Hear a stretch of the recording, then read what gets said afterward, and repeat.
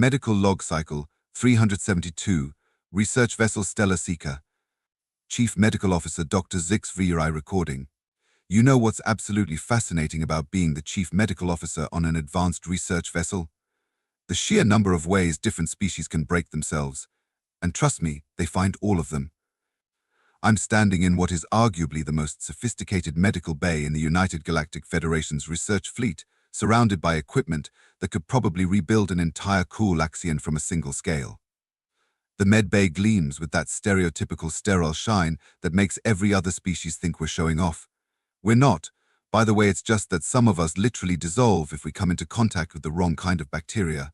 Looking at you, membrane collective of Sector 7, computer, pause recording. Note: remember to edit out informal observations before submitting to Central Medical. Resume recording. Today's research focuses on comparative healing rates across known sentient species. The holoscreen before me displays a rather impressive array of data, if I do say so myself. Did you know that a vexillion can regenerate an entire limb in just under 3 standard cycles? Quite impressive, until you realize they do it about as gracefully as a drunk Harvaxian attempting quantum physics. The new limb tends to come in at odd angles, sometimes with extra joints. I once saw a vexillion warrior who had regenerated his arm 7 times. He looked like a walking abstract art installation, but I digress. Computer, mark previous paragraph for deletion. Maintaining professional standards is crucial. The real challenge in our research lies in understanding why some species evolved such robust healing mechanisms while others, well, let's just say my own people, the XI-6, consider a paper cut a medical emergency. I'm not exaggerating. Our cellular structure is so delicate that a minor tear in the epidermis can cascade into total systematic failure if not treated within minutes, which is why every single one of us carries a personal medical field generator at all times. Currently, I'm observing a tissue sample from a drachnid warrior. Their healing factor is remarkable, though not nearly as efficient as they like to boast in their recruitment videos. The cellular regeneration is happening under my microscope, and I'd be more impressed if I hadn't just finished studying the rather extraordinary case of warning alert: atmospheric pressure variance detected. Computer, seal medical bay 3 and adjust pressure gradients. I command, my secondary respiratory membrane fluttering in irritation. This is the 3rd time today the environmental controls have hiccuped. Captain Vet insists it's because we're testing a new quantum drive core, but between you and me, I think our engineering chief has been optimizing systems again. Speaking of our engineering section, they've recently requisitioned an absolutely absurd amount of emergency medical supplies. Apparently, they're preparing for the arrival of our first human crew member. The requisition list includes everything from synthetic skin grafts to organ printing matrices. Completely unnecessary, if you ask me. I've studied the human medical files. Their healing capabilities seem remarkably average on paper. The computer, remind me to review human physiological parameters before their arrival. The medical bay's central diagnostic unit hums softly as it processes today's data. Around me, the automated medical drones float serenely, their pristine white shells reflecting the soft blue lighting. Each one contains enough medical technology to perform emergency surgery on 97% of known species, the other 3%. Well, that's why we have the quarantine chamber with its exotic particle manipulation field. Dr. K. Lara Nax, my research assistant, materializes through the sterilization field at the bay's entrance, her sensor stalks twitching with excitement. Chief Medical Officer. She bubbles. Quite literally, her species communicates through controlled gas release. The preliminary results from the Andromedian tissue regeneration study are in, and you won't believe the correlation we've found with their solar cycle exposure. I suppress a weary vibration. K. Lara is brilliant, but sometimes I think she'd get excited about finding a new type of medical adhesive. Actually, no, that's unfair. She did get excited about finding a new type of medical adhesive last week. But before she can launch into what I'm sure would be a fascinating presentation about cellular mitosis rates, our ship-wide comm system crackles to life. Attention all senior staff. Our human crew member will be arriving ahead of schedule.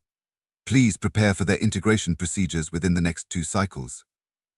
I look around at my immaculate medical bay, with its quantum-locked surgical units and neurological reconstruction chambers, and can't help but think we might be just a tiny bit over-prepared for one human. Oh, how wonderfully wrong I was about to be. Medical Log Cycle 372, continued. Chief Medical Officer Dr. HFY recording. Have you ever watched a Vraxian ice crystal shatter in slow motion? That perfect moment when everything you thought you understood about molecular structure just breaks. That's exactly how I felt when Marcus Rodriguez walked into my medical bay for his mandatory arrival screening. First of all, he walked in. No protective field, no atmospheric stabilizer, no genetic degradation prevention unit. He just strolled through the door like he was entering a maintenance bay, whistling some tune that made my auditory membranes vibrate uncomfortably. "Sup, doc," he said, and I had to check my universal translator for malfunction. Ready for my checkup or whatever. Lara, bless her gaseous heart, actually started releasing stress bubbles. "Sir, please remain still. The quarantine field." "Oh, that blue shimmer thing." Marcus scratched his head, actually physically abraded his own epidermis with keratin protrusions. "Yeah, I walked through it. Pretty tingly. Kind of like when your foot falls asleep, you know." No, we didn't know. The quarantine field was designed to completely sterilize and molecularly reconstruct any organic matter passing through it. It should have been, at minimum, extremely painful. I made a note to check the field's calibration. "Please," I managed, trying to maintain my professional composure. "Take a seat on the diagnostic platform." I gestured to our most advanced medical examination unit, capable of mapping quantum-level cellular activity. Marcus looked at it, shrugged a fascinating multimuscular movement I immediately wanted to study, and hopped up. The platform's safety restraints didn't even have time to activate. So he said, swinging his legs back and forth like some kind of perpetual motion machine, "This gonna take long. Engineering's got this sweet new quantum core they want me to look at." Lara's sensor stalks were practically tied in knots. "Sir, please remain still for the molecular scan." The what now? He was already standing up, walking around the platform to look at its underside. "Hey, this is pretty cool. We had something like this back on Europa Station, but way more clunky. You guys really refined the quantum mapping array, huh?" I felt my primary cardiovascular sac constrict. He could recognize quantum engineering configurations by sight. "This, laborer?" "Mr. Rodriguez," I tried again. "We need to establish your baseline physiological parameters for our medical database. It's standard procedure for all new crew members." "Oh yeah, sure thing. But you guys got all our medical files from Earth Central, right? Should be pretty standard human stuff." "Standard human stuff." I pulled up his species file on my datapad, and for the first time, really looked at it. The numbers had seemed unremarkable before, but now, watching him casually violate about 17 different safety protocols just by existing. "Mr. Rodriguez, according to this, your species regularly endures forces that would liquefy my internal organs." He was now hanging upside down off the diagnostic platform, apparently testing its weight capacity. "Oh, you mean like G-forces and stuff? Yeah, we're pretty sturdy. Had to be, evolving on a death world and all that." "Death world." He said it like he was discussing the weather. Lara couldn't contain herself anymore. "But your cellular structure, the sheer pressure your cardiovascular system operates under, the constant regeneration of your epidermal layer, the neural electricity coursing through your system at all times. How do you not explode?" Marcus actually laughed. The sound set off 3 different medical alerts. "That's just how we're built, I guess. Hey, speaking of built, this quantum diagnostic thing? I think your power coupling's a little off. Mind if I—" "Do not touch," that I practically screamed, all 4 of my emergency vocal sacs deploying at once. "That is highly calibrated medical equipment that." He had already popped open a panel I didn't even know existed and was elbow deep in its quantum matrix. "Yeah, see? You've got a slight phase variance in the tertiary array. No wonder your readings were probably all weird." There was a sound that, by all rights, should have heralded the catastrophic failure of a piece of equipment worth more than some small planetary systems. Instead, the diagnostic platform's efficiency rating suddenly jumped by 12%. "There we go," he slid out from under the platform, some kind of black residue on his hands. "Should work better now. So, we done here. 'Cause I really want to check out that quantum core." I looked at Lara. Lara's sensor stalks had gone completely rigid, a sign of either extreme shock or recent death in her species. "I suppose I managed. We can complete the baseline scan later, when the equipment has adjusted." Cool. "Oh hey, you guys have coffee anywhere on this ship?" "The real stuff, Not that synthesized garbage. Coffee. K. Lara's voice was faint. The psychoactive stimulant brew. The one that's classified as a controlled substance in 7 sectors. Yeah. Can't start a shift without it. Well, I mean, I can, but why would I want to? As I watched him practically bounce out of my medical bay, I turned to K. Lara and did something very unprofessional. I switched to our native language, untranslated. K. Lara, I bubbled quietly, update the medical emergency protocols, all of them, and maybe requisition some of that coffee. Something tells me we're going to need to understand how it affects human physiology. Already done, she replied. Also, I've started a new research file, Human Physiological Anomalies and Violations of Known Physical Laws. Good thinking. Though somehow, I suspect one file won't be enough. The medical bay's automated systems were still trying to process what they'd just scanned. 3 diagnostic units were running recursive self-checks, apparently unable to believe their own readings. And somewhere above us, a human was probably about to casually revolutionize our engineering department's understanding of quantum mechanics. I needed a drink. Something stronger than coffee. Medical log cycle 372, emergency entry. Chief Medical Officer Dr. HFY recording. You know how sometimes you just know your day is about to get exponentially worse? That's exactly what I felt when the emergency alert blared through the Stellar Seeker, specifically from engineering. And even more specifically, from the section where our recently acquired human had been optimizing our quantum drive core. Medical emergency in engineering section 7. Multiple casualties, human involved.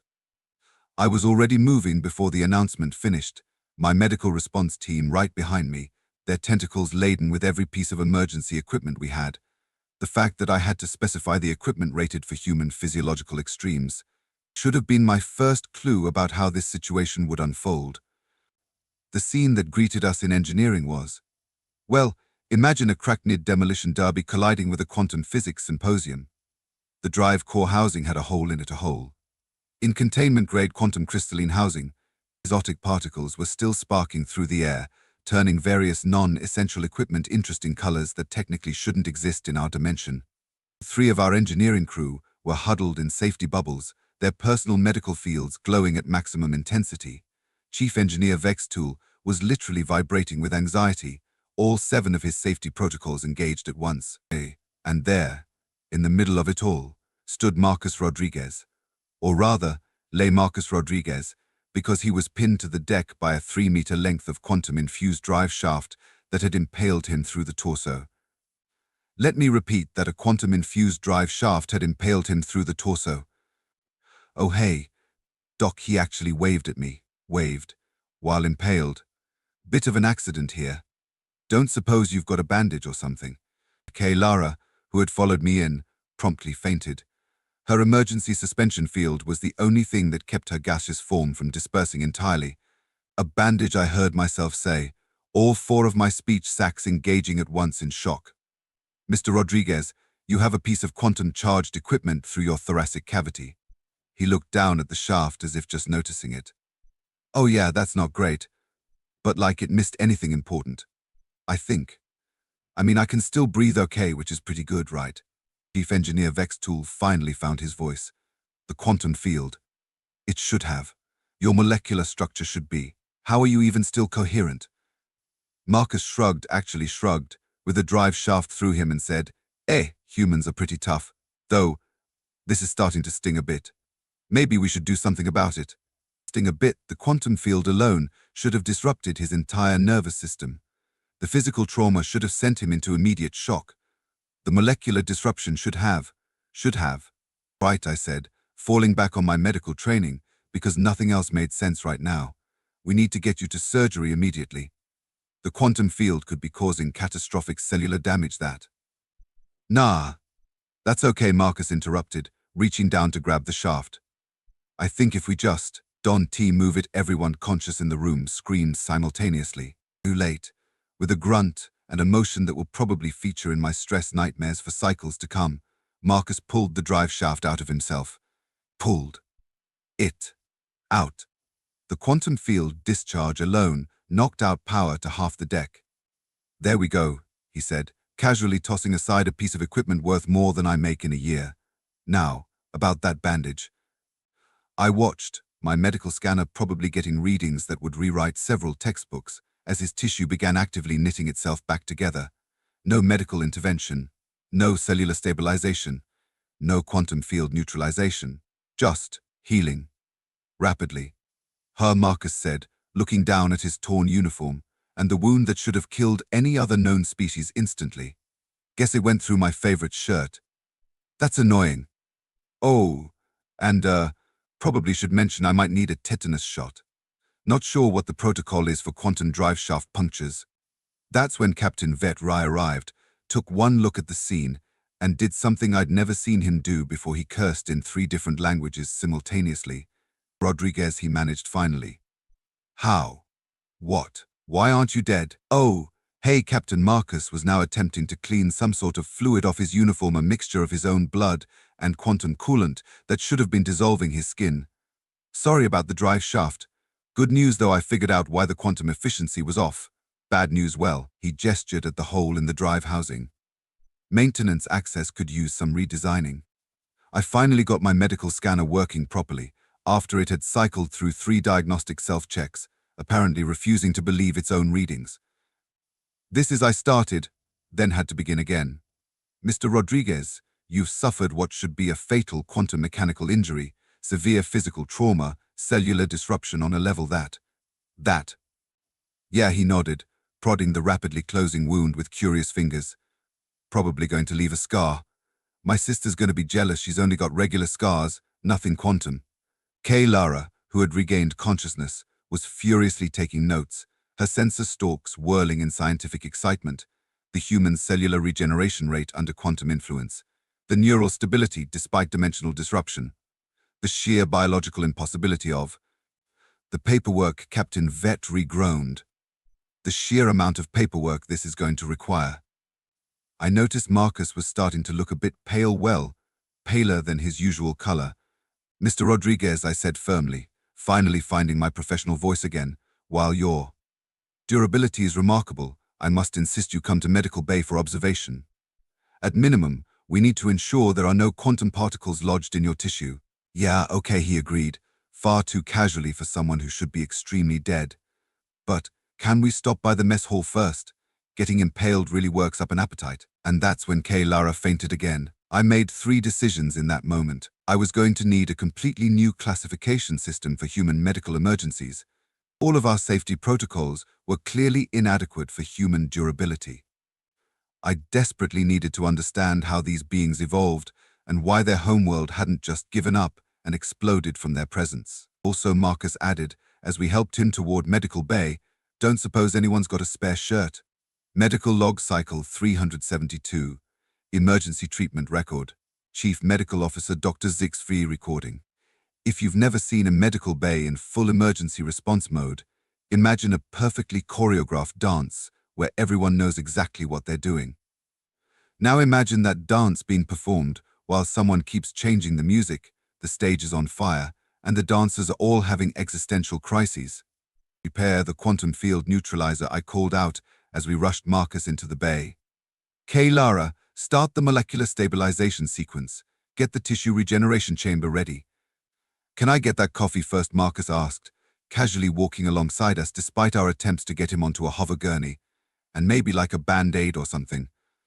What? Lara's sensor stalks twisted in confusion as she rushed past with an armful of advanced medical equipment. You know, band-aid? Little sticky thing that goes over cuts. He made a vague gesture at his torso, where the massive wound was already showing signs of accelerated healing. Though maybe like a couple of them. This is a bit bigger than usual. 3 medical drones zoomed overhead, their sensors probably having the mechanical equivalent of panic attacks, trying to process human physiological readings. One actually stopped mid-flight and had to reboot.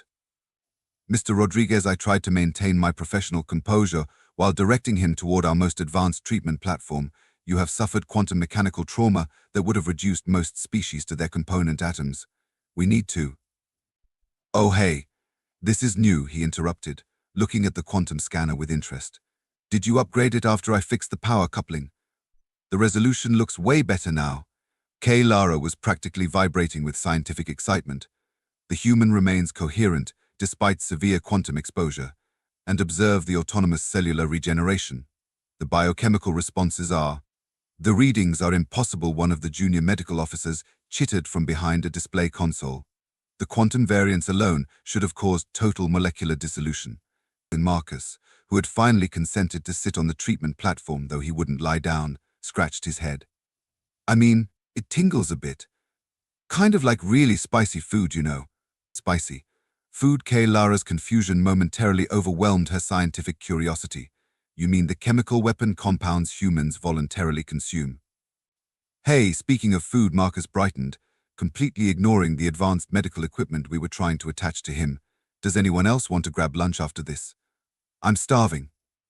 I had to take a moment to engage my own personal calming field. Mr. Rodriguez, please focus. We need to neutralize any remaining quantum particles in your system before they cause cascade failure in your cellular structure. Nah, it's fine. He waved off my concern while simultaneously disconnecting a molecular stabilizer. Human cells are pretty good at dealing with weird stuff. Did I ever tell you about the time I accidentally ate uranium? The medical drone above his head actually sparked and had to be caught by an emergency field. You ate uranium. Lara's voice had gone up several octaves. Well, not on purpose. There was this incident at the Europa mining facility. Anyway, I was fine after a couple of days. Had some interesting side effects, though. My ex said I glowed in the dark for a week. I looked at my medical scanner, then at the rapidly healing wound, then back at the scanner. This defies every known law of biology, physics, and several philosophical principles. Human medical records indicate they treat similar injuries with something called ibuprofen, and walking it off, one of my assistants reported, sounding deeply disturbed. Marcus nodded enthusiastically. Yeah, that'd probably help. Though I wouldn't say no to some of that synthetic skin stuff you guys have. These quantum burns are kind of itchy. Itchy, I repeated numbly. The quantum burns are itchy. Lara had given up on maintaining professional distance and was now practically in Marcus's personal space, her senses drinking in every detail. The cellular regeneration rate is unprecedented. The neural adaptation to quantum exposure, the sheer resilience of the digestive system. Human, you must allow me to publish a paper on this. Sure, why not? Marcus agreed, then frowned at a particularly persistent medical drone trying to attach a molecular stabilizer. Though, could we do it after lunch? And maybe get me a new shirt? This one's got a pretty big hole in it. A new shirt? I felt like I was stuck in a recursive loop. You're worried about your shirt? Well, yeah. Can't walk around the ship like this. What would people think? I looked at the massive hole in his uniform, the rapidly healing quantum-infused wound beneath it, and the reading on my medical scanner that was basically just displaying error in increasingly large font sizes. I think I said carefully, they would think you survived an injury that should have converted you into abstract quantum theory. You should see what happened to the other guy. Marcus chuckled, then pointed at the quantum drive shaft still embedded in the wall. Though we should probably get that fixed. Looks kind of dangerous just sticking out like that. That's when Lara, in her excitement, accidentally brushed against the quantum-charged section of his torn uniform. The resulting static discharge would have liquefied her sensory membranes if not for her personal protection field. Instead of showing concern, Marcus just looked interested. Cool. Do that again. The colors were amazing. Perhaps, I suggested, feeling a headache developing in all three of my brain clusters, we should focus on completing at least basic decontamination protocols before any more experiments. Oh right, sorry. Marcus looked appropriately chastened for approximately 2 seconds. But after that, lunch. And maybe someone could explain why everyone's so worked up. I mean, it's just a flesh wound. Just a flesh wound. I made a note to update our medical databases section on human idioms, cross-referenced with their apparently infinite capacity for understatement. Yes, Mr. Rodriguez. Lunch. After decontamination, I turned to my staff. Cancel the quantum regeneration procedures. Apparently we just need, what did you call it? A band-aid. And coffee, he added helpfully. Coffee fixes everything. Lara, still recording every detail, whispered to me. Should we tell him that coffee is classified as a class I molecular destabilizer in most systems? At this point I whispered back, watching Marcus casually heal from an injury that violated several laws of physics. I'm not sure it matters. Medical log cycle 372. Recovery observation. Chief Medical Officer Dr. HFY recording. Hour 6 of observing human regenerative capabilities, and I'm starting to question everything I know about biology. Marcus Rodriguez is currently sitting on the observation bed, eating something he calls a sandwich. Another example of humans casually consuming substances that would dissolve most species' digestive systems, while his body casually rewrites the laws of cellular regeneration. Are you sure you don't feel any quantum displacement? Lara asks for possibly the 100th time, her sensor stalks practically tied in knots from excitement. Nope, Marcus responds through a mouthful of, "Actually, I don't want to know what's in that sandwich, though I've got this weird craving for spicy food. Think the quantum stuff might have charged up my taste buds or something." The medical monitors continue displaying readings that make absolutely no sense. According to them, Marcus's cells aren't just healing, they're actively incorporating the quantum particles into their structure. In any other species, this would be cause for immediate quarantine and possibly ritual last rites. Fascinating, Lara burbles, releasing excited gas bubbles. The human cellular structure is actually adapting to quantum exposure. This could revolutionize our understanding of biological resilience. Cool, Marcus says, finishing his sandwich. So, can I go back to work now? Absolutely not, I interject, though I'm beginning to realize the futility of trying to enforce medical protocols on humans. We need to document your recovery process for science, honestly. But I'm fine, he protests, demonstrating this by doing something called a push-up right there on the medical bed. The display screens briefly flash into emergency mode before giving up entirely. Look, all healed up. He lifts his shirt to show the wound site, and I have to engage my tertiary optical filters to believe what I'm seeing. Where there should be catastrophic tissue damage, there's only a faintly iridescent scar that occasionally gives off small quantum sparks. This is unprecedented, I mutter, making yet another note in what has become less of a medical log and more of a testament to human impossibility. Your species continues to defy biological logic. Nah, Marcus grins. We just evolved on a planet that really wanted to kill us. Makes you tough, you know. In Medical Log Cycle 373, Final Report. Chief Medical Officer Dr. HFY recording. The incident with Marcus Rodriguez has prompted a complete overhaul of our understanding of both human physiology and ship safety protocols. Here are the key findings and resulting changes. All emergency classifications now include a subcategory human emergency actual and human emergency, what humans consider an emergency. The difference is approximately equivalent to the gap between a quantum core breach and a mild headache. The engineering department has created a new hazard classification system that ranges from deadly to normal species to might mildly inconvenience a human. They've also requisitioned something called duct tape after Marcus mentioned it's better than half their repair protocols. Lara's research paper, Quantum Mechanical Trauma and the Human Response, a Study in Biological Impossibility, has been accepted for publication in the galaxy's leading medical journal, though the peer review committee initially thought it was a work of fiction. The ship's AI has had to be reprogrammed to not automatically trigger catastrophic emergency protocols every time Marcus enters a hazardous area. The definition of hazardous has been substantially revised. Coffee has been reclassified from Class I molecular destabilizer to essential human fuel, though we still don't understand how they drink it without their nervous systems exploding.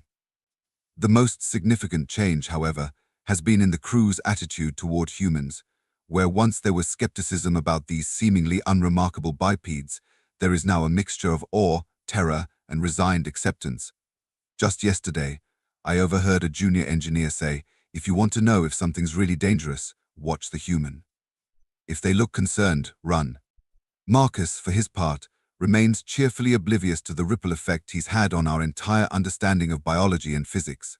He's currently helping engineering optimize the quantum drive core again, though this time they've at least implemented what he calls common-sense safety measures, which apparently means keeping the pointy bits aimed away from people. Personal addendum to medical log. As I conclude this report, Marcus just walked past my office whistling, quantum sparks occasionally dancing across his new uniform. The scar from the incident gives off a faint blue glow that technically exists in a dimension we haven't fully documented yet. Lara has started a betting pool on what impossible thing he'll survive next. I've put my credits on accidental teleportation, though knowing humans, they'd probably just call it a weird Tuesday and ask for a band-aid. The United Galactic Federation has requested a full report on human durability for their xenobiological database. I've sent them the data, along with a recommendation to create an entirely new classification system just for humans. I suggested Deathworlders, but Marcus thinks Spicy Space Monkeys has a better ring to it. We've also installed coffee makers in every major section of the ship, partly for Marcus and partly because the entire engineering team has developed a taste for it. We're still not sure if this counts as a security risk or an efficiency upgrade. Possibly both.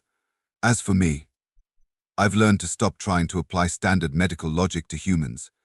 They're not merely resilient, they're something entirely new in the galaxy's biological catalog, a species that doesn't just survive against the universe's attempts to kill them, they thrive on it. Though I still maintain that no species should be able to treat quantum impalement as a minor inconvenience. Final note: medical supply requisition. Standard medical supplies, all species. Quantum field stabilizers. Molecular regeneration units.